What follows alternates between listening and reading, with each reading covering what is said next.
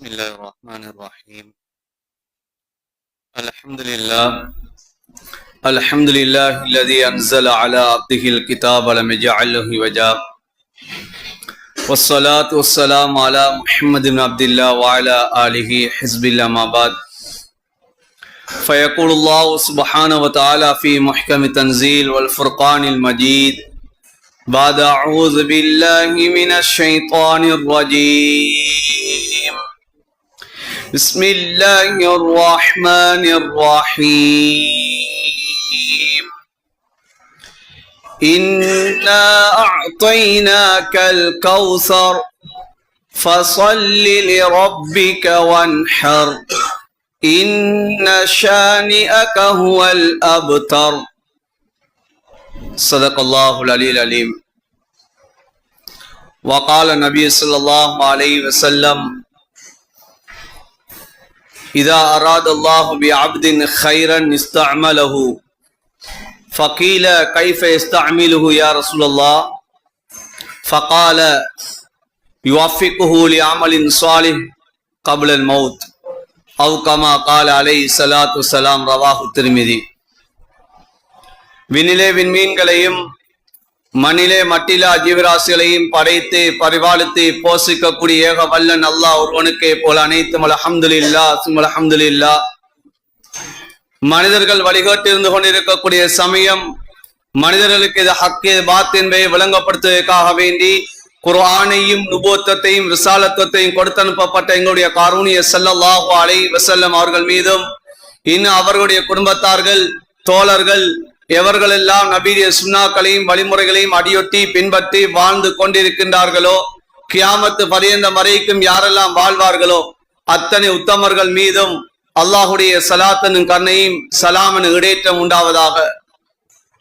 புனித ஜும்மாவுடைய கடமையா நிறைவேற்ற வேண்டி அல்லாஹுடைய இல்லமா மஸ்ஜிதில் இஅ்திகாஃபுடைய நியத்தில் விட்டிருக்கக்கூடிய அல்லாஹுடைய நல்லடியார்களே, அல்லாஹும் அவருடைய தூதரும் எந்தெந்த விடயங்களை எல்லாம் எடுத்து நடக்குமாறு எங்களுக்கு கட்டளை பணித்திருக்கின்றார்களோ அந்த விடயங்களை இயன்ற அளவு எடுத்து நடக்குமாறும், எந்தெந்த விடயங்களை எல்லாம் நம்முடைய வாழ்விலிருந்து தவிந்து வாழும்படி எங்களுக்கு விளக்கியிருக்கின்றார்களோ அந்த விடயங்களை முற்றுமுழுதாகவே தவிந்து வாழும்படி முதற்கண் எனக்கும் அப்பால் உங்களுக்கும் இறை கட்டளை பிறப்பிக்கின்றேன். ஃபைன்னி உஸீகு வ நஃப்ஸி அவ்வலம் பித்தக்வல்லாஹ். மேலான அன்பார்ந்த சகோதரர்களே, அல்லாஹுடைய ஒரு பெரியோரு பாக்கியம் பெரியோரு நிஅமத்தில் ஒன்றுதான் அல்லாஹு தாலா அவனால் கண்ணியப்படுத்தப்பட்ட சங்கைப்படுத்தப்பட்ட அந்த மாதத்திலே இந்த உலகத்திலே அல்லாஹ் எங்களுக்கு மீண்டும் ஒரு சந்தர்ப்பத்தை அல்லாஹ் வழங்கியிருக்கிறார்.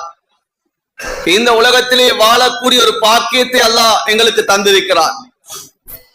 ஸல்லல்லாஹு அலைஹி வஸல்லம் அவர்கள் சொல்லி காட்டினார்கள், சஹாபாக்களை பார்த்து சொன்னார்கள், இதா அராதல்லாஹு பி அப்தின் கைரன் இஸ்தஅமலஹு. அல்லாஹ் ஒரு அடியானுக்கு நலவை நாடிவிட்டான் சொன்னால், ஒரு அடியானுக்கு அல்லாஹ் நலவை நாடுகிறான் சொன்னால் அந்த அடியானை அல்லாஹு தாலா பயன்படுத்துவான் என்பா சொல்லி காட்டினார்கள். சஹாபாக்கள் நபி அவர்களை பார்த்து கேட்டார்கள், கைஃப யஸ்தஅமிலுஹு யா ரசூலல்லாஹ், அல்லாஹ் அந்த அடியானை எவ்வாறு பயன்படுத்துவான் என்பதாக கேட்ட சமயத்தில் ஸல்லல்லாஹு அலைஹி வஸல்லம் அவர் சொன்னார்கள், யுவஃபிகு லிஅமலின் ஸாலிஹ் கப்லல் மௌத். அந்த அடியான் மரணிப்பதற்கு முன்னால் நல்ல அமல்கள் செய்யக்கூடிய அனுகூலத்தை அல்லாஹ் ஏற்படுத்தி கொடுப்பான், நல்ல அமல்கள் செய்யக்கூடிய பாக்கியத்தை அல்லாஹ் கொடுப்பான் என்பா சொல்லி காட்டினார்கள். அன்பார்ந்த சகோதரர்களே, பெரியார்களே, அல்லாஹ் எங்கள் மீது அவன் நாடி இருக்கிறான், அவன் இரக்கம் கொண்டிருக்கிறான். இந்த சங்கையான கண்ணியமான மாதத்தின் அல்லாஹ் இந்த உலகத்திலே இருக்கக்கூடிய ஒரு வாய்ப்பை அல்லாஹ் தந்திருக்கிறான்.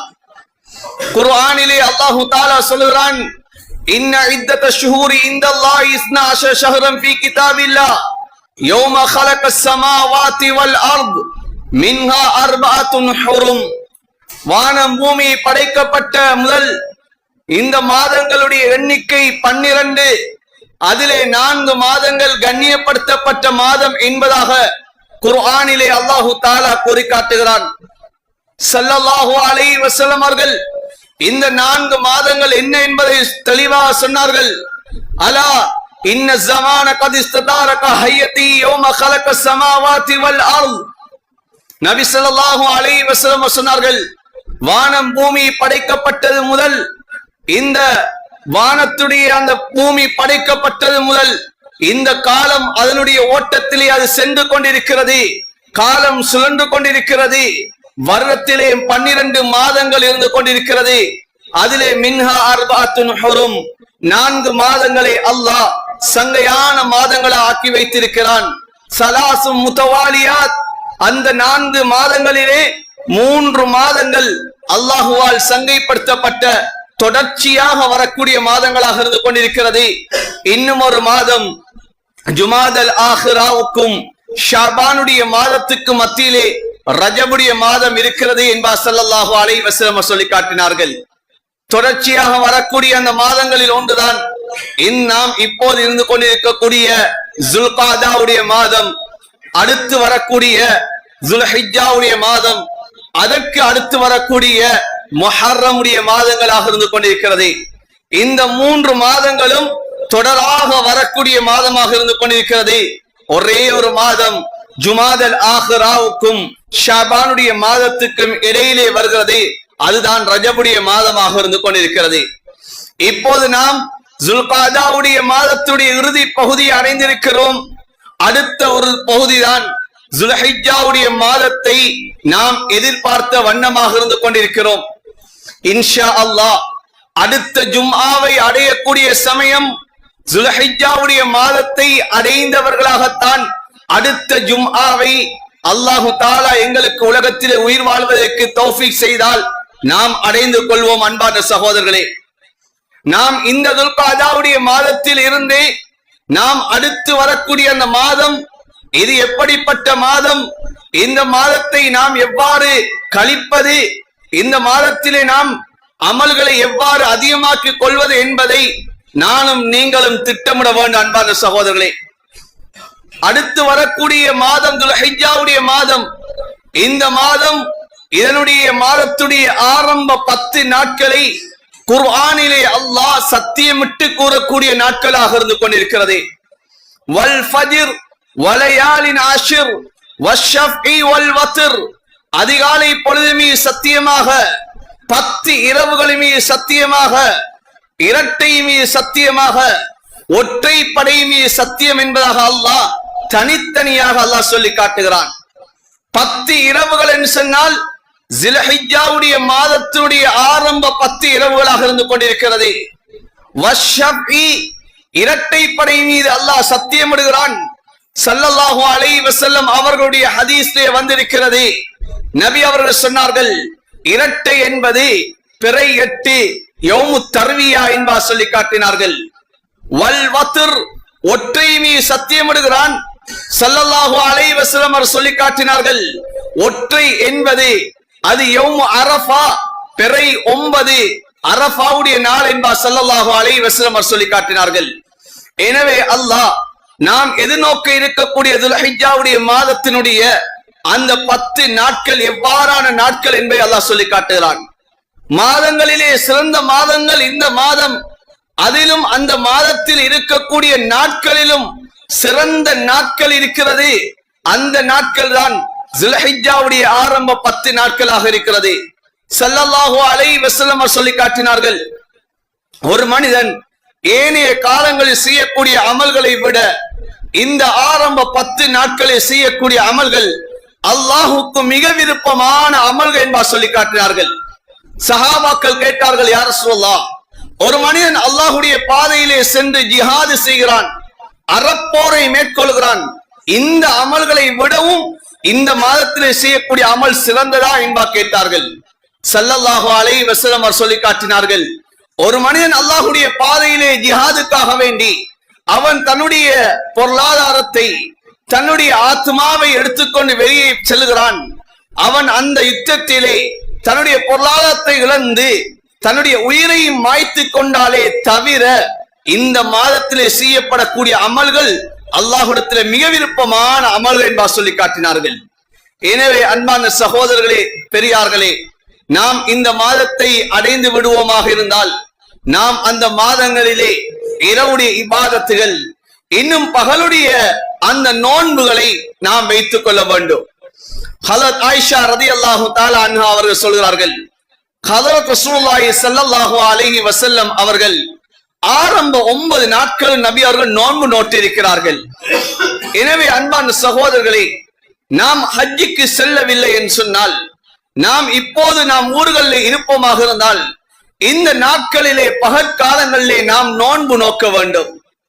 அதிலும் குறிப்பாக இந்த தில்ஹிஜ்ஜாவுடைய மாதத்திலே மிகவும் சிறந்த நோன்புகள் இருக்கிறது. நபி அவர்கள் 9 நோன்பை நோற்றிருக்கிறார்கள். அதிலே ஒரு நோன்பை நபி அவர்கள் இன்னும் அதிகமான சிறப்புகளை சொல்லி இருக்கிறார்கள். அந்த நோன்புதான் பிறை 9 நோட்கக்கூடிய அரஃபாவுடைய நோன்பாக இருந்து கொண்டிருக்கிறது. ஸல்லல்லாஹு அலைஹி வஸல்லம் அவரிடம் கேட்டார்கள், யா ரசூலல்லாஹ், அரஃபாவுடைய நோன்பை நோட்பதன் மூலமாக எங்களுக்கு என்ன நன்மை கிடைக்கும் என்பா கேட்டார்கள். சொன்னார்கள் ஸல்லல்லாஹு அலைஹி வஸல்லம் அவர்கள், இந்த அரஃபாவுடைய நோன்பை நோட்பதன் மூலமாக முந்திய ஒரு வருடத்துடைய சிறிய பாவங்களும் பிந்தியால் இருக்கக்கூடிய ஒரு வருடத்துடைய சிறிய பாவங்களும் மன்னிக்கப்படும் என்பா சொல்லி காட்டினார்கள். எனவே இந்த இடத்திலே நான் உள்ளத்தில் நியத்து வைக்க வேண்டும், அடுத்த வருடம் நான் உயிரோடு இருப்பேனா இல்லையா தெரியாது. இந்த வருடத்திலே அல்லாஹ் இந்த மாதத்தை அடையக்கூடிய சந்தர்ப்பத்தை தந்தால், இந்த ஒரு சிறப்பை நான் அடைவதற்காக வேண்டி நான் முயற்சி செய்வேன், இந்த நோன்புகளை நோட்பதற்காக வேண்டி நான் தயாராகுவேன் என்ற எண்ணத்தை நம்முடைய உள்ளத்திலே வைக்க வேண்டும்.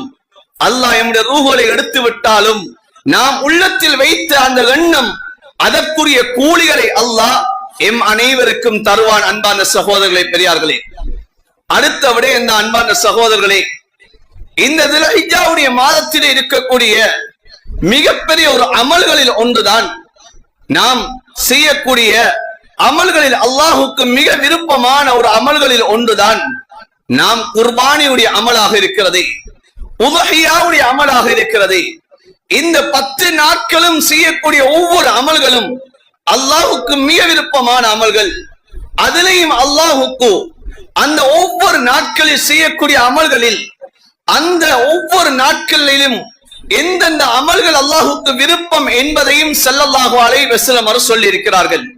பிறை 9 நீங்கள் அரஃபாவுடைய நோன்பை நோருங்கள், அந்த நோன்புக்கு இவ்வளவு கூலி இருக்கு என்பா சொன்னார்கள். பிறை 10 அந்த 10வது நாள் அது பெருநாளுடைய தினமாக இருக்கிறது. அந்த பெருநாளுடைய தினத்திலே அல்லாஹுக்கு மிக விருப்பமான அமல்கள் ஒன்று இருக்குமாக இருந்தால் அது உதுஹியாவுடைய அமல் என்பா சொல்லி காட்டினார்கள். இந்த உதுஹியாவுடைய அமல் அல்லாஹுக்கு மிக விருப்பமான அமல் என்பா சொல்லி காட்டினார்கள்.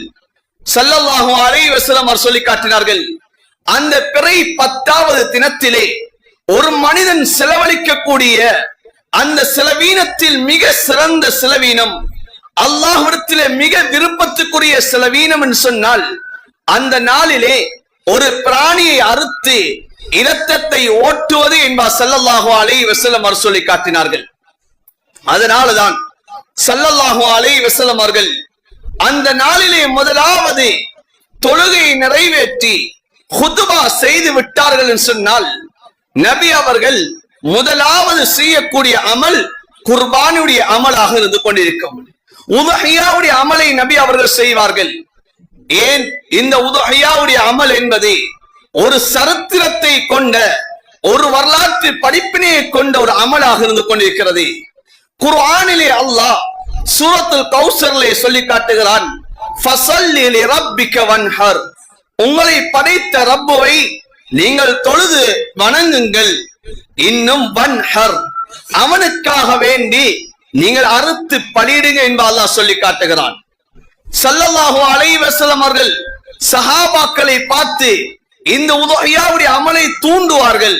நீங்கள் செய்யுங்கள் என நன்மைகள் கிடைக்கும் என்பா சொல்வார்கள். யா அய்யுன்னாஸ் தஹு வஹ்தஸிபு பிதிமாயிஹா, மனிதர்களே நீங்கள் உதுஹியா கொடுங்கள், அந்த உதுஹியாவுடைய இரத்தத்தின் மூலமாக அல்லாஹ்விடத்திலே நீங்கள் நன்மையை நீங்கள் ஆதரவு வைங்க என்பா சொல்லி காட்டுவார்கள். சொன்னார்கள் ஸல்லல்லாஹு அலைஹி வஸல்லம் அவர்கள், அந்த உதுஹியாவுடைய ஒரு இரத்தம் இந்த பூமியை அடைவதற்கு முன்னால் யகஉ ஃபீ ஹிர்ஸில்லாஹ், அல்லாஹ்வுடைய ஹிர்ஸை அது அடைந்து விடுகிற என்பா சொல்லி காட்டினார்கள். தன்னுடைய மகளாக இருக்கலாம், சேனையவர்களாக இருக்கலாம், ஸல்லல்லாஹு அலைஹி வஸல்லம் அவர்கள் உதுஹியாவுக்கு தூண்டுவார்கள். மேலான அன்பான சகோதரர்களே, பெரியார்களே, ஸல்லல்லாஹு அலைஹி வஸல்லம் அவர்கள் தன்னுடைய அருமை மகள் ஃபாத்திமா ரலியல்லாஹு தஆலா அன்ஹா அவர்களை பார்த்து சொன்ன வார்த்தை, கூமி இலா உதுஹியத்திகி வஷ்ஹதீஹா. ஃபாத்திமா, நீங்கள் உங்களுடைய உதுஹியாவுக்காகவே நீங்கள் தயாராகுங்கள். நீங்கள் உதுஹியா கொடுக்கக்கூடிய இடத்திலே நீங்கள் சமூகம் கொடுங்கள் என்று சொல்லிவிட்டு ஸல்லல்லாஹு அலைஹி வஸல்லம் சொன்னார்கள், ஃபாத்திமா, இந்த உதுஹியாவுடைய அமலுடைய கூலி என்ன தெரியுமா? உங்களுடைய பிராணி அறுக்கப்படக்கூடிய சமயத்தில் அந்த பிராணியுடைய இரத்தம் பூமியிலே விழக்கூடிய சமயம், அந்த பிராணியுடைய இரத்தம் பூமியை அடைவதற்கு முன்னாலே அல்லாஹு தஆலா இந்த உலகத்திலே நீங்கள் செய்த சிறிய பாவங்களை எல்லாம் மன்னித்து விடுவான் ஃபாத்திமா என்பா சொல்லி காட்டினார்கள். நீங்கள் உலகத்தில் என்னென்ன பாவங்கள், சிறிய பாவங்கள் செய்தீர்களோ, குல்ல தம்பின் அமில் தீஹி, என்னென்ன குற்றம் குறைகள் நீங்கள் சிறிய பாவங்களாக செய்தீர்களோ அந்த பாவங்களை அல்லாஹ் மன்னித்து விடுவான் என்று சொல்லிவிட்டு ஸல்லல்லாஹு அலைஹி வஸல்லம் அவர்கள் அந்த ஃபாத்திமா ரலியல்லாஹு தஆலா அன்ஹா அவர்களை பார்த்து சொன்னார்கள், நீங்கள் உதுஹியா கொடுக்கக்கூடிய சமயத்தில் என்ன நியத்து வைக்க வேண்டும், எதனை நீங்கள் ஓத வேண்டும் என்பதை சொல்லி காட்டினார்கள். இன்ன ஸலாத்தி வ நுஸுகி வ மஹ்யாய வ மமாத்தி லில்லாஹி ரப்பில் ஆலமீன் லா ஷரீக லஹு வ பிதாலிக உமிர்து வ அனா மினல் முஸ்லிமீன் என்றபடி இந்த வார்த்தையை சொல்லி நீங்கள் உதுஹியா கொடுங்கள் என்பாவும் ஸல்லல்லாஹு அலைஹி வஸல்லம் அவர்கள் சொல்லி இருக்கிறார்கள். எனவே அன்பான சகோதரர்களே, பெரியார்களே, இந்த உதுஹியாவுடைய அமல் இது வசதி படைத்தவர்களுக்கு மாத்திரம்தான், அல்லது ஒரு சிலருக்கு மாத்திரம் குறிப்பான ஒரு அமல் உண்டு அல்ல. யார் யாருக்கெல்லாம் முடியுமோ அவர்கள் கொடுக்கக்கூடிய ஒரு அமல் தான் இந்த உதுஹியாவுடைய அமலாக இருந்து கொண்டிருக்கிறது. ஹஜ்ஜுடைய அமல், ஹஜ் கடமையானவர்களுக்கு இந்த ஹஜ்ஜுடைய அமலாக இருக்கிறது. ஜகாத் என்பது அவர் அந்த ஜகாத்துடைய அளவை அடைந்திருக்க வேண்டும், வருடம் பூர்த்தியாக இருக்க வேண்டும். இப்படிப்பட்டவர்களுக்கு தான் இந்த ஜகாத்துடைய கடமை இருந்து கொண்டிருக்கிறது. ஆனால் உதுஹியாவை பொறுத்த வரையில் ஸல்லல்லாஹு அலைஹி வஸல்லம் அவர்கள் சொன்ன வார்த்தை என்ன தெரியுமா? மன் வஜத ஸஆதன். நபி அவர்கள் ஹஜ்ஜுக்காக வேண்டி அவ்வாறு சொல்லவில்லை, ஜகாத்துடைய விடயத்தில் அவ்வாறு சொல்லவில்லை. ஜகாத்துடைய விடயத்திலே தெளிவுபடுத்தினார்கள்.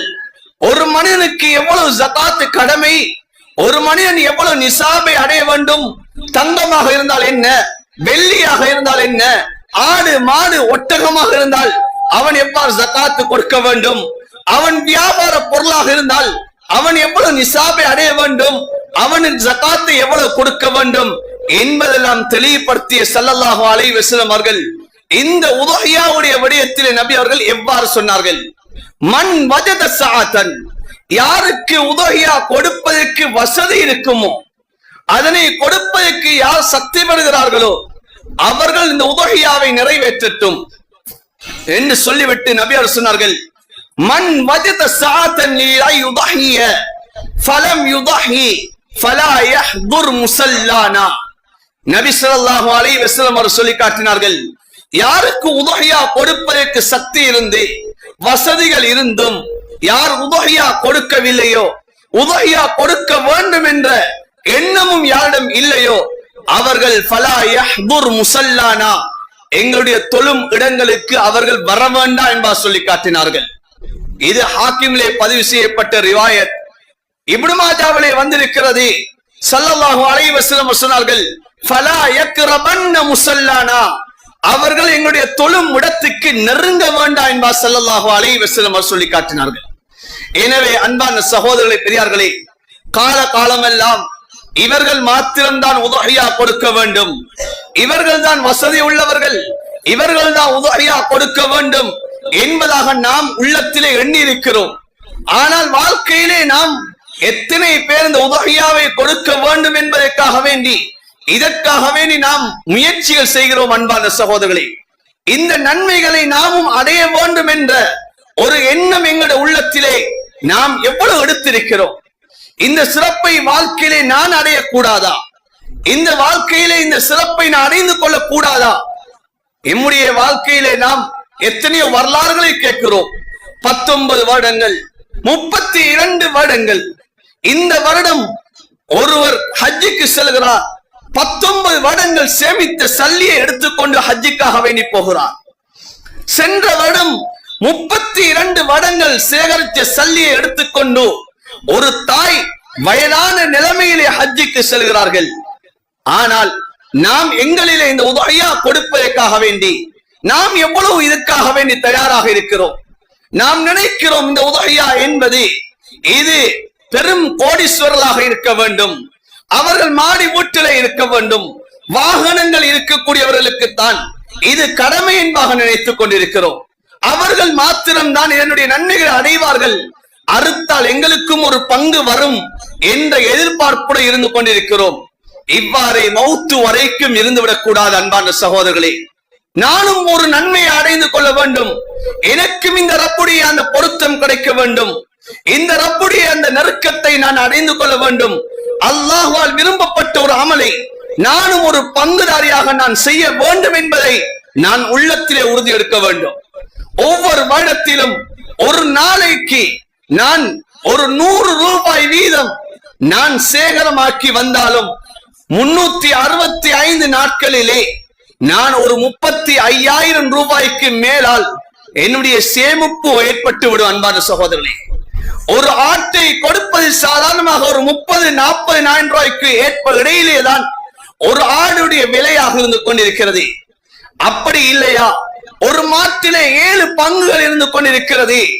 ஒரு பங்கினுடைய விலையும் 30க்கும் 40க்கும் இடையிலேதான் ஒரு பங்கினுடைய விலையும் இருந்து கொண்டிருக்கிறது. நான் ஒவ்வொரு நாளும் இந்த உதவியாவுக்காகவே நீ சேமித்து வருவேன் என்று சொன்னால் அடுத்த வருடமாவது இந்த உதவியாவுடைய அமலை நான் நிறைவேற்ற முடியும். ஒவ்வொரு நாளும் நாம் வீணாக எவ்வளவு சல்லிகளை நாம் செலவழிக்கிறோம், வீணாக எத்தனையோ காரியங்களுக்காக வேண்டி நாம் பயன்படுத்துகிறோம். நாம் இப்போது இருந்தே ஹஜ்ஜி பெருநாள் முடிந்தவுடன் எங்கே செல்வது? சிலர் ஹஜ்ஜி பெருநாளுடைய தொழுகையை முடித்தவுடன் நாம் எங்கே செல்லலாம் என்ற ஒரு திட்டத்தை வகித்து வைத்திருக்கிறோம். எந்த பிரதேசத்துக்கு போகலாம், யாருடைய வேனை வாகனத்தை நாம் அதற்காக வேண்டிய ஹயர் பண்ணலாம் என்பதாக பல லட்சக்கணக்கிலே நாம் பல ரூபாய்களை இதற்காக வேண்டி செலவழிக்கிறோம். இதற்காக வேண்டி நாம் திட்டமிடுகிறோம். குடும்பங்களாக நாம் இதற்காக வேண்டி நாம் தயார்படுத்துகிறோம். ஒவ்வொரு குடும்பத்தார்களிடமும் நாம் இப்படி ஒரு பயணம் செல்லுவோம், இதற்காக வேண்டி நீங்களும் தயாரா என்பதாக நாம் அவர்களை நாம் தயார்படுத்துகிறோம். ஆனால் அல்லாஹ்வுக்கு விருப்பமான ஒரு அமல் இந்த உதவியாவுடைய அமலை எம்முடைய குடும்பத்திலே நாம் எவ்வளவு உற்சாகம் ஊட்டிக் கொண்டிருக்கிறோம். இந்த உதவியாவுடைய அமலை நாம் செய்வதற்காக வேண்டிய எத்தனை பேரை நாம் தயார்படுத்திக் கொண்டிருக்கிறோம். பாவங்கள் மன்னிக்கக்கூடிய அமல். நாம் விடுமுறையிலே சுற்றுலாக்கள் சென்று அங்கே நாம் நன்மை அடைவது கிடையாது, பாவத்தை சம்பாதித்துக் கொண்டு வருகிறோம். எத்தனையோ பேருடைய தொழுகைகள் இல்லாமல் வந்து கொண்டிருக்கிறோம். எத்தனையோ அனாச்சாரங்களிலே நாம் கலந்து கொள்கிறோம். பாவத்துக்காக வேண்டி நாம் திட்டமிடுகிறோம், அதற்காக வேண்டி சல்லிகளை இப்போது சேகரமாக்குகிறோம். ஆனால் இந்த ஒரு அமலை செய்வதற்காக வேண்டிய எத்தனை பேர் தயாராகிறோம்? அன்பான சகோதரர்களே, நான் இந்த வரக்கூடிய பெருநாள் இன்ஷா அல்லாஹ் 6ஆம் தேதி அல்லது 7ஆம் தேதி பெருநாளுடைய தினம் வரும்.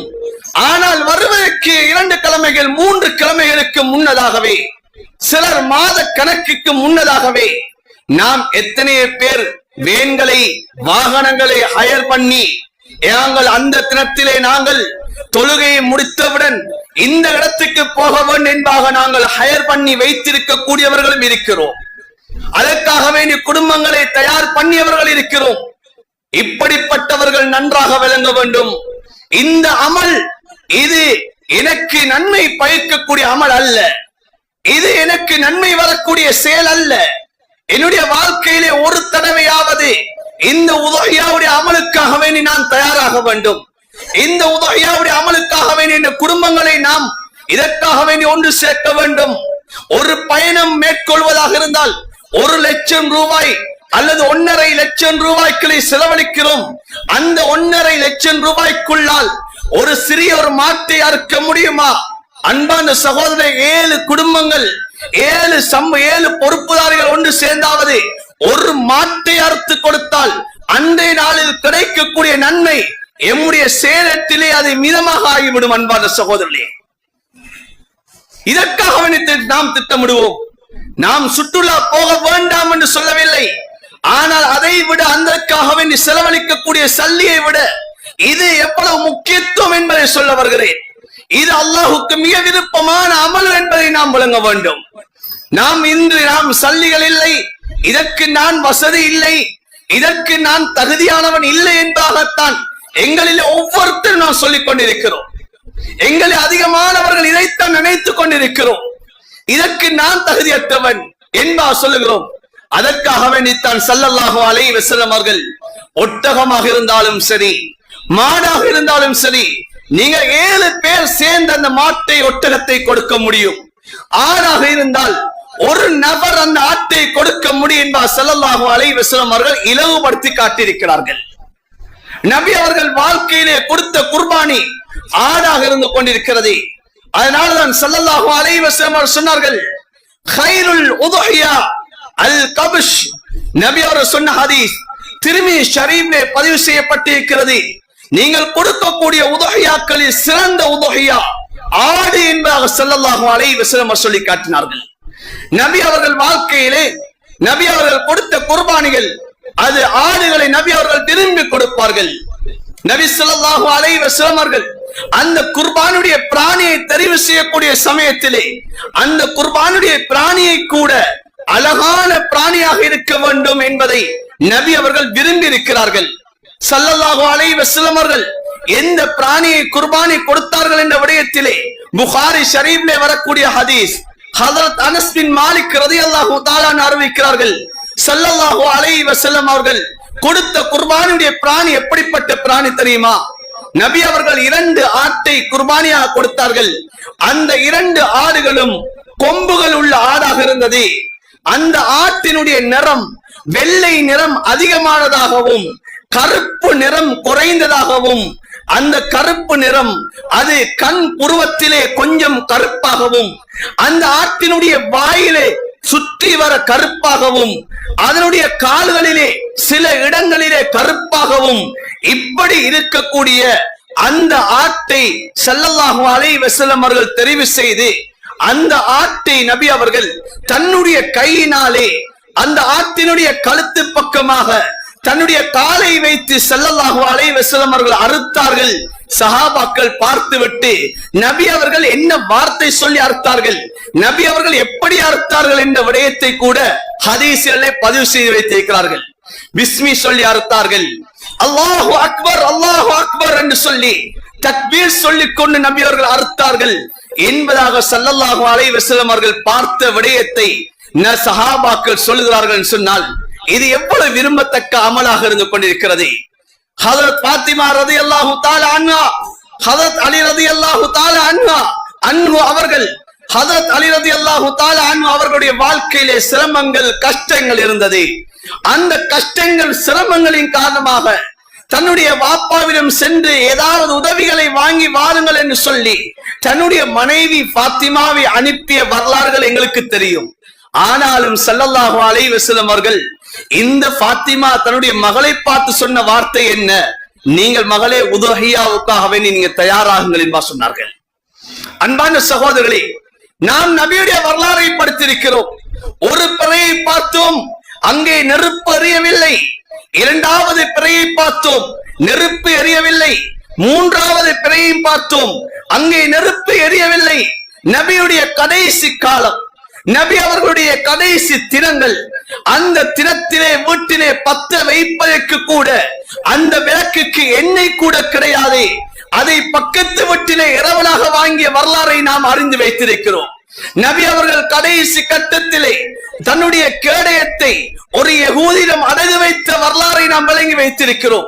நபி அவருடைய வாழ்க்கை எவ்வாறு வாழ்ந்திருக்கிறார்கள் என்பதை நாம் ஒவ்வொருத்தரும் விளங்கி இருக்கிறோம்.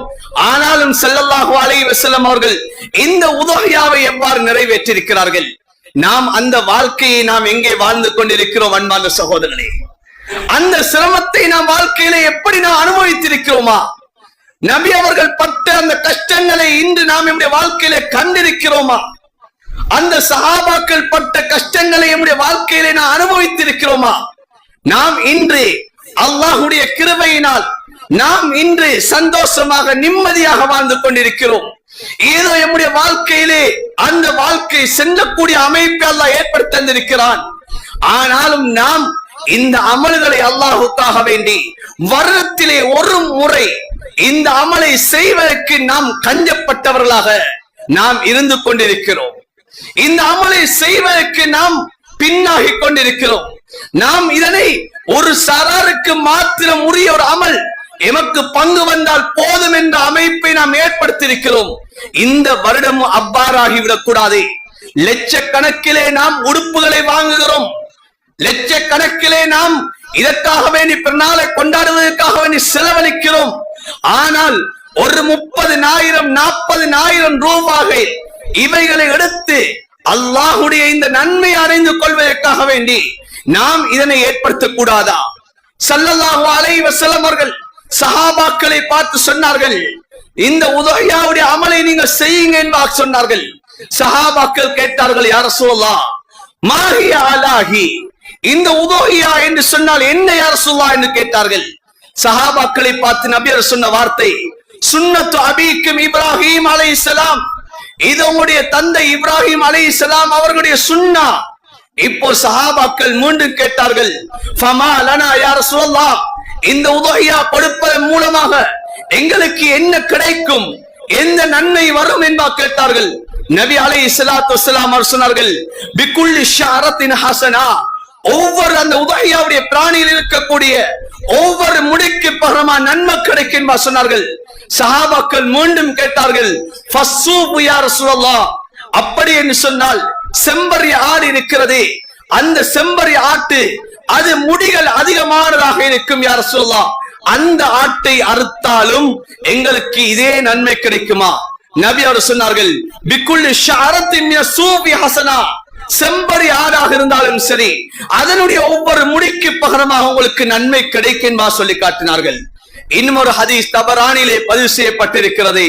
ஸல்லல்லாஹு அலைஹி வஸல்லம் சொன்னார்கள், மன் தஹா தைபத்தன் நஃப்ஸுஹு, யார் உண்மையான எண்ணத்துடன் தூய்மையான எண்ணத்துடன் யார் அல்லாஹ்வு கண்டு நன்மை ஆதரவு வைத்து யார் உதஹியா கொடுக்கிறாரோ, கானத் லஹு ஹிஜாப மினன் நார், அவருக்கு அந்த உதஹியா மூலமாக நரகத்துக்கு திரையாக ஆகிவிடும் என்பா சொல்லி காட்டினார்கள். அன்பான சகோதரர்களே, இந்த சிறப்புகளை நான் அடைந்து கொள்ளக் கூடாதா? இந்த சிறப்புகள் நான் வாழ்க்கையிலே நான் என்ன பெற்றுக் கொள்ளக் கூடாதா? இதனுடைய நன்மைகளை நான் என்னுடைய சேலத்திலே நான் அடைந்து கொள்ளக் கூடாதா? எத்தனை விடயத்தை அடைவதற்காக வேண்டிய முயற்சி செய்கிறோம். மரணிப்பதற்கு முன்னதாக இந்த ஒரு அமலை நாம் செய்வதற்கு தயாராக வேண்டும். ஒவ்வொரு வருடமும் எத்தனையோ பேர் ஆசையோடு ஆர்வத்தோடு செய்யக்கூடியவர்கள் எங்களில் இருந்து கொண்டிருக்கிறோம். மௌத்து வரைக்கும் இந்த அமலை செய்ய வேண்டும் என்ற ஒரு எண்ணத்தை எடுக்க வேண்டும். எத்தனையோ பேர் எங்களிலே உதஹியாவுக்கு கடமை இருந்தும் வசதி வாய்ப்புகள் இருந்தும் நாம் இந்த உதஹியாவுடைய அமலை நிறைவேற்றாதவர்களும் எங்களில் எத்தனை பேர் இருக்கிறோம். வாழ்க்கையிலே செல்வங்கள் இருந்தும் இன்னும் வாழ்க்கையிலே ஒரு தடவையாவது இந்த உதஹியாவுடைய அமலை கொடுக்காதவர்கள் எங்கள் எத்தனை பேர் இருக்கிறோம். ஹஜ்ஜு கடமையாக இருந்தும் ஹஜ்ஜுடைய அமலை நிறைவேற்றாதவர்கள் எங்கள் எத்தனை பேர் இருக்கிறோம். உம்ராவுடைய கடமை நமக்கு கடமையாக இருந்தும் உம்ராவுடைய கடமை நிறைவேற்றாதவர்கள் எங்கள் எத்தனை பேர் இருக்கிறோம். மௌத்து வருமாக இருந்தால் அந்த கடமையை நிறைவேற்றுவதற்கு முன்னால் எமக்கு மரணம் வந்து விடுமாக இருந்தால் நாம் எந்த நன்மை எந்த ஒரு அடியானாக இந்த உலகத்தை விட்டு பிரிவேன் என்பதை நானும் நீங்களும் சிந்திக்க வேண்டும். சாதாரணமாக ஒரு 5 லட்சம் அல்லது 6 லட்சம் ரூபாய்கள் இருக்குமாக இருந்தால் உம்ராவுடைய கடமை எமக்கு இருக்கிறது. சேமிப்பிலே இன்று எத்தனை லட்சம் ரூபாய்களை நாம் வங்கியிலே சேகரமாக்கி வைத்திருக்கிறோம். ஆனால் உம்ராவை செய்யாமல் இருந்து கொண்டிருக்கிறோம். சாதாரணமாக இன்றைய நடைமுறைப்படி 23 லட்சம் 20 லட்சத்துக்கு மேலாக எம்முடைய சேமிப்பு கடன் தொல்லைகள் இல்லாமல் இருக்குமாக இருந்தால், எம்முடைய கடன்கள் பிரச்சனைகள் ஒன்றுமே இல்லாமல் இருக்குமாக இருந்தால் எமக்கு ஹஜ்ஜுடைய கடமை இருந்து கொண்டிருக்கிறது. ஆனால் இன்று எத்தனை பேர் ஹஜ்ஜுடைய கடமையை நிறைவேற்றாமல் இருந்து கொண்டிருக்கிறோம். அடுத்த வருடம் என்ற சந்தர்ப்பத்தை ஏற்படுத்துகிறோம். ஆனால் அதற்கிடையில் மரணம் என்ற ஒன்று வந்துவிட்டால் நான் கடமையை இருந்தும் கூட நான் கடமையை நிறைவேற்றாதவனாக இந்த உலகத்திலே பாவியாக நான் மௌத்தாகி விடுவேன் என்ற பயம் எங்கள் எத்தனை பேருக்கு இருக்கிறது. இந்த உதஹியாவுடைய அமல் எத்தனை பேருக்கு வசதிகள் இருந்தும் நாம் சிரமத்தின் மூலமாக கஷ்டங்கள் மூலமாக இந்த உதஹியாவுடைய அமலை நிறைவேற்றாமல் இருந்து கொண்டிருக்கிறோம். ஆனால் உதஹியாவுடைய அமல் என்பது, உண்மையான உதஹியாவுடைய அமல் என்பது, ஒரு பிராணியை நாங்கள் வாங்கி அந்த பிராணியை நாம் ஒரு பிள்ளையை போன்று வளர்த்து அந்த பிராணி அறுக்கக்கூடிய சமயம் எங்களுக்கு கவலை ஏற்பட வேண்டும். இந்த பிராணியை கொடுக்கக்கூடிய சமயம் அதற்கு தான் தலஹியா, அர்ப்பணிப்பு என்று சொல்வது அன்பான சகோதரர்களே. இவ்வளவு ஒரு மேலான ஒரு அமலாக இந்த உதஹியாவுடைய அமல் இருந்து கொண்டிருக்கிறது. எனவே நாம் இதனை உள்ளத்திலே நாம் ஒரு உயரிய நியத்தை வைக்க வேண்டும். இந்த வருடம் எனக்கு சாத்தியம் இல்லையா, இந்த வருடம் எனக்கு கொடுப்பதற்கு இப்போது வசதி இல்லையா, இன்ஷா அல்லாஹ் இன்றிலிருந்து நான் முயற்சி செய்வேன். இன்றிலிருந்து இதற்காக வேண்டி ஒரு உண்டியலை வாங்கி வைத்தாவது இதற்காக வேண்டி நான் சல்லிகளை சேகரித்து அடுத்த வருடம் இன்ஷா அல்லாஹ் நான் இந்த உலகத்திலே உயிரோடு வாழ்ந்தால் இந்த உதஹியாவுடைய அமலை நிறைவேற்ற வேண்டும். வாழ்க்கையிலே மரணிப்பதற்கு முன்னால் இந்த உதஹியாவை நான் நிறைவேற்றிவிட்டு மரணிப்பேன் என்ற ஒரு உறுதியான நியத்தை வைக்க வேண்டும். அன்பான சகோதரர்களே, இன்றிலிருந்து நாங்கள் தயாராக வேண்டும். இன்றிலிருந்து இதற்காக வேண்டி தயாராக வேண்டும். அடுத்த விடயம் அன்பான சகோதரர்களே, உதஹியாவுக்கு இவ்வளவு சிறப்புகள் இருக்கிறது. ஆனாலும் இதனை சிறப்புகளை விளங்கி நாம் எங்கள் எத்தனை பேர் உதஹியா கொடுக்கிறோம். ஆனா அந்த உதஹியா நிறைவேறாத எத்தனையோ உதஹியாக்கள் இருக்கிறது. ஏன் இந்த உதஹியாவை பற்றி படிப்பது கிடையாது. இந்த உதஹியாவிலே என்னென்ன சட்டங்கள் இருக்கிற என்பதை அறியாதவர்களாக நாம் உதஹியா கொடுத்துக் கொண்டிருக்கிறோம். சில சமயத்தில் லட்சக்கணக்கிலே நாம் ரூபாய்களை செலவழித்து உதஹியா கொடுக்குகிறோம். ஆனால் அது சதக்காவாக நிறைவேறுகிறது, உதஹியாவாக நிறைவேறவில்லை. நபியுடைய காலத்திலும் இவ்வாறு நடந்திருக்கிறது. புகாரி ஷரீஃபிலே, முஸ்லிம் ஷரீஃபிலே, ஏனைய கிரந்தங்களில் இந்த ஹதீஸ் பதிவாக இருக்கிறது. ஸல்லல்லாஹு அலைஹி வஸல்லம் அவர்கள் ஹஜ் பெருநாளுடைய தினத்திலே தொழுகைக்காக வேண்டி நபி அவர்கள் வந்து கொண்டிருக்கிறார்கள். ஆனால் அங்கு பார்த்தால் சட்டிகளிலே சமையல் நடந்து கொண்டிருக்கிறது, அடுப்புகளிலே சட்டிகள் இருந்து கொண்டிருக்கிறது. நபி அவர்கள் கேட்டார்கள், இது என்ன? சொன்னார்கள், நேர காலத்தோடு நான் அவர்களுக்கு இறைச்சியிலே கொடுக்க வேண்டும் என்பதற்காக வேண்டி உதஹியாவை நிறைவேற்றி விட்ட யா ரசூலுல்லாஹ். நபி அவர்கள் சொன்னார்கள், இது உதஹியா கிடையாது, தொழுவதற்கு முன்னால் அறுக்கப்படக்கூடியது உதஹியா இல்ல, இது சதக்கா நீங்க செய்திருக்கிறீர்கள். அந்த பிராணிக்கு பகரமாக இன்னும் ஒரு பிராணியை நீங்கள் அருங்கள் என்பார் ஸல்லல்லாஹு அலைஹி வஸல்லம் அவர் சொல்லி காட்டினார்கள். இன்று எங்கள் எத்தனை பேர் தொழுகைக்கு முன்னால் உதஹியா கொடுக்கக்கூடியவர்கள் இருக்கிறோம். அதிலும் குறிப்பாக சில புச்சஸ்கள் இருக்கிறார்கள். இந்த மாடுகளை அறுக்கக்கூடியவர்கள் பல இடங்களிலே அவர்கள் ஓடர்கள் செய்துவிட்டு, பல இடங்களிலே அவர்கள் திறன்களை கொடுத்து விட்டு வந்து சொல்வார்கள், உங்களுடைய வீட்டிலே முதலாவதாக நாங்கள் அறுக்கிறோம், சுபவுக்கு பின்னால் அல்லது தஹஜ்ஜுத் நேரத்திலே அறுக்கிறோம், நீங்கள் தொழுது விட்டு வந்து நீங்கள் உரித்தால் அது சரி என்பா சொல்வார்கள். அன்பான சகோதரர்களே, பெரியார்களே, உதஹியாவாக நிறைவேற மாட்டாது. உதஹியாவுடைய அமலுக்கு ஒரு நேரம் ஒன்று இருக்கிறது, காலம் இருக்கிறது. அந்த உதஹியாவுடைய காலம் தான் பிறை 10 இருந்து பிறை 13 அசல் மக்ரிபு முன்னால் அந்த உதஹியாவுடைய நேரம் இருக்கிறது. அன்பான சகோதரர்களே, அந்த உதஹியாவுடைய நேரம் எப்போது அது ஆரம்பிக்கிறது என்று சொன்னால், சூரியன் உதயமாகி ஒரு ஈட்டினுடைய அளவு அந்த சூரியன் உயர்ந்ததற்கு பின்னால் சாதாரணமாக ஒரு 20 நிமிடம் அல்லது பேணுதல் ஒரு 30 நிமிடம் கழிந்து விட்டதா, 2 ரக்காத்துகள் தொழுது 2 ஹுத்பாக்கள் நிறைவேற்றக்கூடிய அந்த நேரம் கழிந்து விட்டது சொன்னால் உதஹியாவுடைய நேரம் அது ஆகிவிட்டது. இதற்கு பின்னதாக நாம் உதஹியா கொடுக்க முடியும். ஆனால் இதற்கு முன்னதாக யாராவது உதஹியா அவர்கள் கொடுப்பார்கள் என்று சொன்னால் அது உதஹியாவாக நிறைவேற மாட்டாது. எனவே அன்பான சகோதரர்களே, உதுஹியாவுடைய சட்டங்கள் ஏராளமாக இருக்கிறது. அந்த உதுஹியாவை பிராணி எவ்வாறு தெரிவு செய்வது, அந்த உதுஹியாவுடைய பிராணியுடைய வயது என்ன? பல வருடங்களாக உதுஹியா கொடுக்கிறோம். நாம் வயதான மாட்டை எடுப்பது கிடையாது, வயதான ஆட்டை எடுப்பது கிடையாது. மாடாக இருந்தால், நாட்டு ஆடாக இருக்குமாக இருந்தால் 2 வயது பூர்த்தியாக இருக்க வேண்டும். ஆனால் இன்று நாம் ஆடுகளை விற்கக்கூடியவர்கள், மாடுகளை விற்கக்கூடியவர்களுடைய வார்த்தைகளை நம்பி வாங்குகிறோம். அன்பான சகோதரர்களே, இதில் வியாபாரம் செய்யக்கூடிய காலம் அல்ல. நாம் வியாபாரம் செய்யலாம், ஆனால் இதிலே அடுத்தவர்களுடைய அமல்களை பாழாக்கிவிடக் கூடாது. இதிலே மாடுகளை ஆடுகளை விற்கக்கூடியவர்கள் இதிலே பாவியாக ஆகிவிடக் கூடாது. நாம் வாழ்க்கையிலே இது ஒரு சீசனாக நாம் எண்ணிடக் கூடாது. ஆனால் இப்போது நோன்பு கழிந்து விட்டாலே மாடுகளுக்கும் ஆடுகளுக்கும் இன்று பஜாரிலே இன்று ஒரு சர்ச்சையாக இருக்கிறது, விலை ஏற்றமாக இருக்கிறது. இன்று அதிகமான விலைகளை இன்று நிர்ணயிக்கப்படுகிறது. தட்டுப்பாடுகள் இருக்கிறதா என்று கேட்டால் அது தட்டுப்பாடுகள் அது இல்லாமல் இருக்கிறது. ஆனாலும் விலையேற்றமாக இருக்கிறது. ஒவ்வொருத்தரிடம் பல மாடுகள் இருக்கிறது. ஆனால் இந்த காலம் வரக்கூடிய சமயத்திலே விலைகளை அதிகமாக ஏற்றி விற்க வேண்டும். இது ஒரு சந்தர்ப்பம் என்பதாக நினைக்கிறோம். அன்பான சகோதரர்களே, அதற்காக வேண்டி பல பொய்களை சொல்லுகிறோம். ஒரு மாட்டினுடைய எடை 100 கிலோ மாட்டை நாம் 150 கிலோ இருக்கும் என்பதாக எடையை சொல்லி 100 கிலோ மாட்டை நாம் அதுக்கு பகரமாக பல ரூபாய்களை நாம் மோசடி செய்து விற்கிறோம். ஆனால் எமக்கு தெரியும், அந்த மாட்டை அவர்கள் வளமையாக அறுக்கக்கூடியவர்கள், அந்த மாட்டை விற்கக்கூடியவர்களுக்கு இந்த மாட்டை பார்க்கக்கூடிய சமயத்திலே அந்த மாட்டுடைய எடை சாதாரணமாக இத்தனை கிலோ இருக்கும் என்பது நமக்கு தெரியும். இவ்வளவுதான் இதனுடைய விலை இருக்கும் என்பது தெரியும். ஆனா இந்த காலம் வரக்கூடிய சமயத்திலே நாம் சுய லாபத்தை நாம் எதிர்பார்த்து கொண்டிருக்கிறோம். இது ஒரு அமலுடைய காலம், இது ஒரு அமலுடைய காலம். இது வியாபாரம் செய்வோம், அல்லாஹ் பரக்கத் செய்வான். ஆனா அந்த வியாபாரம் தூய்மையாக இருக்க வேண்டும். மோசடிகள் நிறைந்த வியாபாரமாக இருக்கக்கூடாது. நாம் 1.5 வயது மாட்டை நாம் 2 வயது என்பா சொல்லிக் கொடுக்கிறோம். நாம் சொல்லுவதைத்தான் அவர்கள் நம்புகிறார்கள். ஆனால் நாம் அந்த இடத்திலே பாவியாக ஆகி விடுகிறோம்.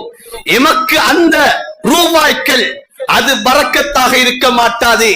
நாம் மோசடி செய்து அந்த வியாபாரத்தை செய்கிறோம். அன்பான சகோதரர்களே, இன்று மாடுகளை வளர்க்கக்கூடியவர்களை நாம் அவர்களை சென்றும் கேட்டிருக்கிறோம். சாதாரணமாக ஒரு 2 வயது மாடாக இருக்குமாக இருந்தால் சில மாடுகள் இருக்கிறது, அது வயது கூடினாலும் எடை கூட மாட்டாது. சில மாடுகள் இருக்கிறது வயது குறைந்ததாக இருக்கும், ஆனால் எடை கூடிவிடும். அதனுடைய பெருப்பம் அது பருமன் கூடிவிடும். ஆனால் இந்த கட்டத்திலே அந்த வயதுகள் குறைந்து எடை கூடிய மாடுகளை நாம் அந்த வயது இது ஆகிவிட்டது 2 வயது மாடு 2.5 வயது மாடு என்று சொல்லி இன்று கொடுக்கப்படுகிறது. அன்பான சகோதரர்களே, பெரியார்களே, இந்த விடயத்திலே உதுஹியா கொடுக்கக்கூடியவர்கள் அவர்கள் சென்று வாங்கக்கூடிய சமயத்தில் தெளிவாக கேட்க வேண்டும். நாம் அறுக்கக்கூடியது இது அல்லாஹ்வுடைய இபாதத். இதற்கென்று கால ஒரு வரையறை ஒன்று இருக்கிறது. இதனுடைய பிராணியுடைய வயது ஒன்று இருக்கிறது. எனவே இந்த அமலை நீங்கள் இங்க சரியாக தர வேண்டும் என்பதை கேட்க வேண்டும். சஹாபாக்குடைய காலத்திலே சஹாபாக்கள் தேடி தேடி அதனை வாங்கினார்கள். ஆனால் இன்று நாம் தியாகம் செய்யாமல் இதனை செய்து கொண்டிருக்கிறோம். அன்பான சகோதரர்களே, இந்த விடயத்திலே கவனம் செலுத்த வேண்டும். உதுஹியாவுடைய சட்டங்களை படிக்க வேண்டும். அதற்காக வேண்டி நாம் நேரங்கள் கொடுக்க வேண்டும். அல்ஹம்துலில்லாஹ், இன்றும் நாங்கள் ஒரு தயாராக இருந்து கொண்டிருக்கிறோம். இன்று கல்மை ஜமியத் உலமா இன்று ஒவ்வொரு பள்ளிவாசலிலும் இந்த உதுஹியா சம்பந்தப்பட்ட மஸ்அலாக்களை தெளிவுபடுத்துவதற்காக வேண்டி இன்று முயற்சி செய்து கொண்டிருக்கிறது. அதற்கான காலங்களை ஒதுக்கி இருக்கிறது. அதனுடைய நிகழ்ச்சிகள் இன்ஷா அல்லாஹ் தொடர்ந்து நடைபெற்றுக் கொண்டிருக்கும். இந்த உதுஹியாவுடைய அமலை எவ்வாறு நிறைவேற்றலாம், இந்த உதுஹியாவுடைய அமலை நாம் நிறைவேற்றக்கூடிய சமயத்தில் அல்லாஹ்விடமிருந்து எப்போது அந்த அமலை கபூலியத்தாக அடைந்து கொள்ளலாம் என்பதை படித்து செய்வோமாக இருந்தால் இந்த உதுஹியா கபூலியத்துடைய உதுஹியாவாக மாறிவிடும். எனவே அன்பான சகோதரர்களே, பெரியார்களே, நாம் தில்காதாவுடைய கடைசி இருந்து கொண்டிருக்கிறோம். இந்த நேரத்திலே நாம் ஜும்ஆவுடைய நேரம், இது துஆக்கள் அங்கீகரிக்கப்படக்கூடிய நேரம், மலக்குமார்கள் என்ற துஆக்களை ஏற்றுக்கொள்ளக்கூடிய ஆமீன் சொல்லக்கூடிய நேரமாக இருந்து கொண்டிருக்கிறது. ஸல்லல்லாஹு அலைஹி வஸல்லம் அவர்கள் இந்த ஜும்ஆவுடைய தினத்திலே கேட்கக்கூடிய துஆக்கள் இது அங்கீகரிக்கப்படும் என்பதை சொல்லி காட்டினார்கள். இந்த நேரத்திலே நாம் உள்ளத்தாலும் இன்னும் கரமேந்தியும் அல்லாஹ்விடத்திலே சரியான எண்ணங்களை வைத்து துஆ செய்வோம். யா அல்லாஹ், தில்காதாவுடைய மாதத்துடைய கடைசி இருக்கிறேன், அடுத்த மாதம் ஹிஜ்ஜாவுடைய மாதம், சிறப்புகள் நிறைந்த மாதம், அமல்களுக்கு அதிகம் கூலிகள் தரப்படக்கூடிய மாதம். இதிலே ஒவ்வொரு நாளும் ஒவ்வொரு விதமான அமல்கள் இருக்கிறது, உனக்கு விருப்பமான அமல்கள் இருக்கிறது. இந்த அமல்களை எல்லாம் செய்து யா அல்லாஹ் இந்த வருடத்திலே சிறந்த அடியானாக ஆக வேண்டும் என்ற எண்ணத்தை உள்ளத்திலேக்கு நாம் வைக்க வேண்டும். அல்லாஹ்விடத்திலே பிரார்த்திப்போம். அல்லாஹு தஆலா எங்கள் அனைவருக்கும் அந்த பாக்கியத்தை அல்லாஹ் நசீபாக ஆக்குவானாக. யா அல்லாஹ், எங்கள் அனைவருடைய குற்றம் குறைகளை மன்னிப்பாயாக. யா அல்லாஹ், தில்காதா உன்னுடைய சங்கையான மாதத்தினுடைய கடைசியில இருக்கிறோம். யா அல்லாஹ், அடுத்து வரக்கூடிய மாதம் ஸில்ஹிஜ்ஜாவுடைய மாதம். யா அல்லாஹ், யா அல்லாஹ், இந்த மாதங்களுடைய சிறப்புகளை அடைந்தவர்களாக எங்கள் ஒவ்வொருத்தரும் நீ ஆக்கி அருள்வாயாக. யா அல்லாஹ், இந்த மாதத்திலே என்ன அமல்கள் உனக்கு விருப்பமான அமல்களாக இருக்குமோ அந்த அமல்களை செய்வதற்கு எங்களுக்கு நீ தௌஃபீக் செய்வாயாக. யா அல்லாஹ், இந்த காலங்களிலே நோன்புகளை நோட்பதற்கு உடலிலே சக்தியை தருவாயாக. யா அல்லாஹ், நோயற்ற வாழ்க்கையை எமக்கு நசீபாக ஆக்குவாயாக.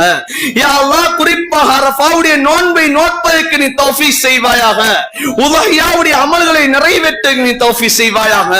எங்களிலே எத்தனை பேர் ஹஜ்ஜிகள் கடமையானவர்கள் இருக்கிறோம். யா அல்லாஹ், வாழ்க்கையில இன்னும் ஹஜ்ஜிகள் செய்யாமல் இருக்கிறோம். யா அல்லாஹ், இந்த ஹஜ்ஜுடைய பாக்கியத்தை நிறைவேற்றாமல் இந்த உலகத்தை விட்டு எங்களை நீ பிரித்து விடாதே. யா அல்லாஹ், பாவியாக எங்களை மௌத்தாக்கி விடாதே. யா அல்லாஹ், எங்களை எத்தனை பேர் உம்ரா கடமையானவர்கள் இருக்கிறோம். யா அல்லாஹ், ஆனால் இன்னும் உம்ராவை நிறைவேற்றாமல் இருக்கிறோம். யா அல்லாஹ், இந்த உம்ராவுடைய கடமையை நிறைவேற்றாமல் பாவியாக இந்த உலகத்திலே விட்டு பிரிவதை விட்டு எங்களை நீ பாதுகாப்பாயாக. யா அல்லாஹ், நல்ல சீதேவிகளாக இந்த உலகத்தை விட்டு மரணிப்பதற்கு நீ தௌஃபீக் செய்வாயாக. இந்த உதஹியாவுடைய அமல்களையும் யா அல்லாஹ் நன்மையை ஆதரவு வைத்து உனக்காக வேண்டி செய்யக்கூடியவர்களாக எங்கள் ஒவ்வொருத்தரும் நீ ஆக்கி அருள்வாயாக. இந்த உதஹியாவை எப்படி நிறைவேற்றினால் உன்னுடைய பொருத்தத்தை அடைந்து கொள்ளலாமோ அதனை படித்து அதனை அறிந்து இந்த அமல்களை செய்வதற்கு எங்கள் அனைவருக்கு நீ தௌஃபீக் செய்வாயாக. யா அல்லாஹ், எங்களுடைய பிரதேசங்களிலிருந்து இந்த நாட்டிலிருந்து பல ஹஜ்ஜாஜிகள் சென்று விட்டார்கள். யா அல்லாஹ், உன்னுடைய கடமை நிறைவேற்றுவதற்காக வேண்டி வந்திருக்கிறார்கள். யா அல்லாஹ், அவர்களுடைய ஒவ்வொருத்தருடைய அந்த ஹஜ்ஜுகளையும் ஹஜ்ஜே மப்ரூராக ஆக்குவாயாக. இன்னும் யார் யாரெல்லாம் ஹஜ்ஜுக்காக வேண்டி செல்வதற்கு தயாராக இருக்கிறார்களே யா அல்லாஹ், அந்த ஹஜ்ஜுக்கு செல்வதற்காக வேண்டி நாட்கள் குறிப்பிட்டு இருக்கிறார்களே யா அல்லாஹ், அவர்களுடைய பயணங்களை இலகுவாக்குவாயாக. யா அல்லாஹ், அந்த ஹஜ்ஜுடைய கடமைகளை அவர் நிறைவேற்றுவதற்கு நீ தௌஃபீக் செய்வாயாக. யா அல்லாஹ், எங்களுக்கும் இந்த ஹஜ்ஜுடைய பாக்கியங்களை உம்ராவுடைய பாக்கியங்களை நசீபாக ஆக்குவாயாக. இந்த கஅபாவை பார்க்காமல் உன்னுடைய அந்த இடத்துக்கு வராமல் இந்த ரூஹல் பிரிவதை விட்டு நீ தௌஃபீக் எங்களை நீ பாதுகாப்பாயாக. யா அல்லாஹ், இந்த கடமைகளை நிறைவேற்றி விட்டு எங்களுடைய ரூஹல் பிரிவதற்கு நீ தௌஃபீக் செய்வாயாக. நன்மையான விடயங்களை ஆசை ஆர்வத்தை தருவாயாக. யா அல்லாஹ், நன்மைகளை ஆசை ஆர்வத்தை தருவாயாக. பாவங்களிலே வெறுப்பை நசீபாக ஆக்குவாயாக. யா அல்லாஹ், எம்மை பெற்றெடுத்த தாய் தகப்பனுடைய பாவங்களை மன்னிப்பாயாக. உற்றா உறவினருடைய பாவங்களை மன்னிப்பாயாக. எம்முடைய மனைவி மக்களுடைய பாவங்களை மன்னிப்பாயாக. எமக்கு கற்றுத்தந்த ஆசான்களுடைய பாவங்களை மன்னிப்பாயாக. யா அல்லாஹ், எங்களுடைய இறுதி முடிவுகளை நல்லதாக ஆக்குவாயாக. கலிமாவோடு மௌத்தை நசீபாக ஆக்குவாயாக. யா அல்லாஹ், உனக்கு விருப்பமான நேரம் அந்த சுஜூதில் எங்கள் ரூஹல் பிரிவதற்கு நீ தௌஃபீக் செய்வாயாக.